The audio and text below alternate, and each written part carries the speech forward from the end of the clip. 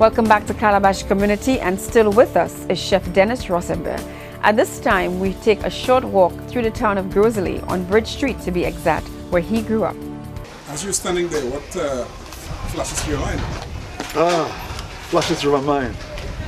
I remember sand on the ground and going to the Mygo just over there, going and catch my fish, and playing dominoes, because my father was a champion of dominoes, so we used to go and play dominoes overnight at different bars and stuff, you know. And he's cooking also. He was a fantastic chef. What's in the family? Oh yeah, my father was fantastic. When you said the marina, that was before. Before, well, the Mygo was there, and then the marina they dredged it and they opened it up, and now it's obviously the marina. But I'll take you there to show you where the bridge used to be. So you're talking about before the marina days? Yes. Before the marina was oh yeah, definitely. The marina was constructed back in the early 70s. But I left St. Lucia in 1969. So the marina wasn't there as yet. Now this is where I used to collect all my water before I go to school, right? For my grandmother. The tap is still there. And it's exactly the same. It hasn't changed. It is fascinating. Which is the only one left in Gros Islet. only one left? Hey! Claudia! What did you just call me? There's only one left. Only one left. Hello, my darling. How are you doing? How are you? This is my cousin. Well, my cousin's There's daughter. Valjean over there. Did you see him? Yeah, somebody called me. No, I haven't seen him. That's Harriet's, Harriet's son. first son. Yeah. Oh, wow. Hello, hi. The bridge was straight over there, right? And my path to my house was from here. The path is still there, right? And the house was about where that bungalow is there over there. That's where my house was. So you can see the proximity to the water. Yeah, so you were living on the water? I was living on the water. Yeah, the bridge went straight across from Bridge Street. Went straight across that way. Right, and then you see the cemetery was where the hotel is now, where Big Garden Hotel is. That used to be where the cemetery is. In front of this house here, there used to be Conlambi. You know Conlambi? Yes. All around here. And there used to be Christmas trees. You could still see one there. So the main road to Gros Islet was right here, you said? The main road was right here. Before we had this other... That's it. You couldn't get into Gros Islet if you don't come through here. And the bridge was such that if we didn't want anybody to come across, we would block it. Okay, so you said they were blocking the roads? Oh yeah, we used to. Back when they were building the Holiday Inn, they had all the Trinidadians come over to build the whole, and you know how bad the Trinidadians are. So we used to block the bridge for them not to come across, because they used to fight. Really? So we had some very strong guys in Gros Islet, and one day, right, they mashed them up big time. And this is why we used to have conch shells.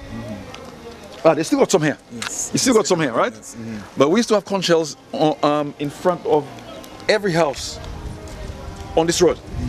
And all of us knew how to throw it, like we throw a rugby ball. It used to spin. So when people used to come, they used to say, "Jean Gros Islet pani pot cham." So we used to pelt them with this, right? It was fun, but it was dangerous at the same time. Yeah. Before we leave, Chef Denis gives us a short demonstration of one of the recipes in his book. Here is Chef Denis in action. So the first thing I do is make sure I check to see whether the end of the okra is soft, right? And it can snap, you see? It snaps like this, right? That's the first thing. Then I make an incision, all right? So all of them are done. So I just make an incision, all right? All right? I take some of the seeds out.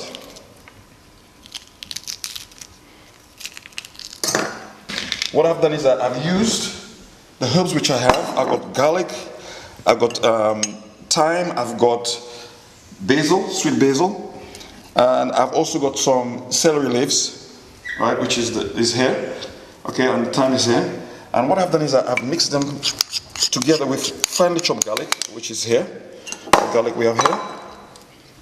Garlic in, mix it nicely, right? You don't have to put any salt because the cheese already got salt, so don't put any more salt in there. So what I do is that I actually open the incision, fill with the garlic nicely, right? And you just scrape the excess out. So you got a nice stuffing with garlic cheese, lovely.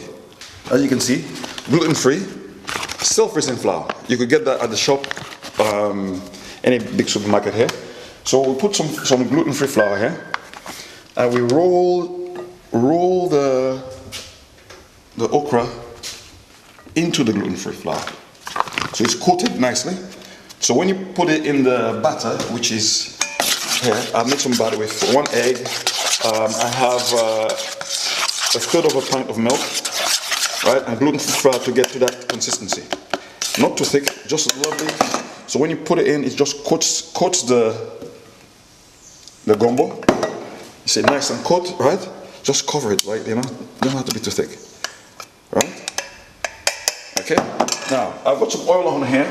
So what we do is that we just introduce slowly, not too many at a time, otherwise it'll stick. A lot of people don't like okra because it is slimy, but this is not slimy. This is just perfect. You eat it. Now I got another pan here with some tomato sauce, which I'm going to use for that. Okay, lovely tomato sauce, nice and. Look at this. Look at this. Tell them what you think, yeah? Isn't that beautiful? It's lovely, it's lovely. Okay, now we're going to put that in the oven for a while for it to finish cook off. Now we've already got some in here. It's nearly done. Okay. So we'll have a taste of that in a minute.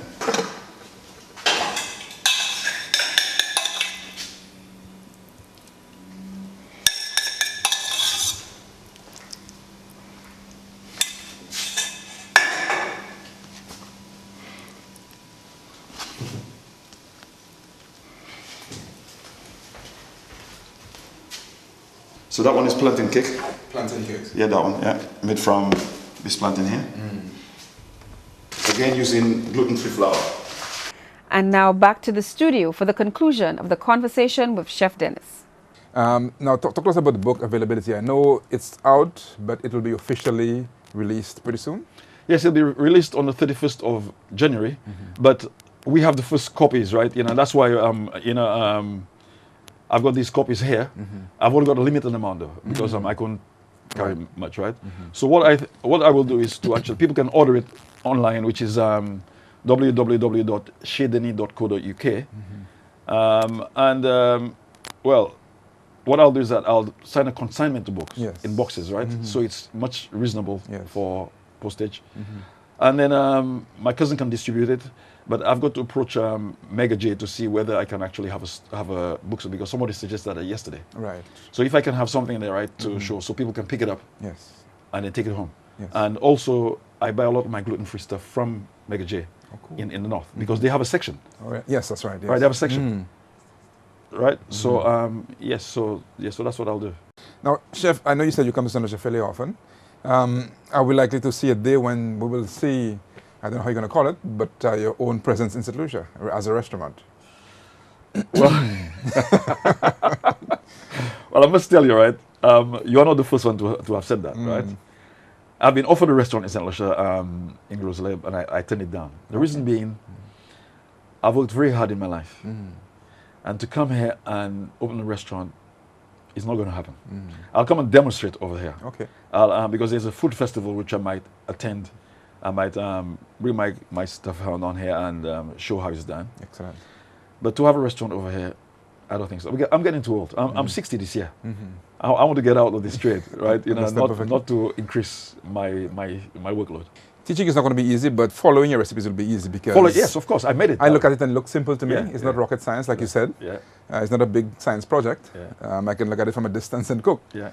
And so even people like me who are not very good at the kitchen can certainly manage this. And I'm happy that you have a very good section on vegetarians. Yes. So at least we're catered for as well. Yeah, and the sauces also. The sauces are vegetarian also. You have a nice tomato sauce here, which I used recently, right? You know, and you have plantain cakes. Now plantain, when it's in abundance. Yes. Right? It's fantastic.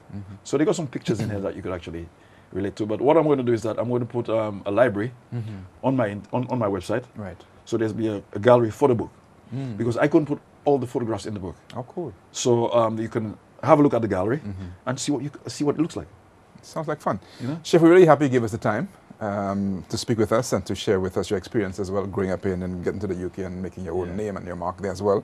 And we certainly look forward to you coming back later this year for the food showcase that we will have here as well. And hopefully to sample some of the stuff that you do as well. Definitely. But for the time being, we have the book that we can follow the taste of the French Caribbean that we can certainly use and experiment with. We appreciate your time, sir.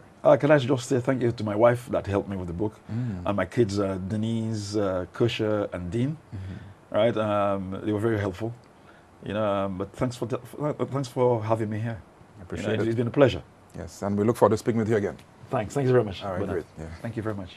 And that concludes Calabash Community for today. I am Natalie Jolie Fanis. Join us again next time.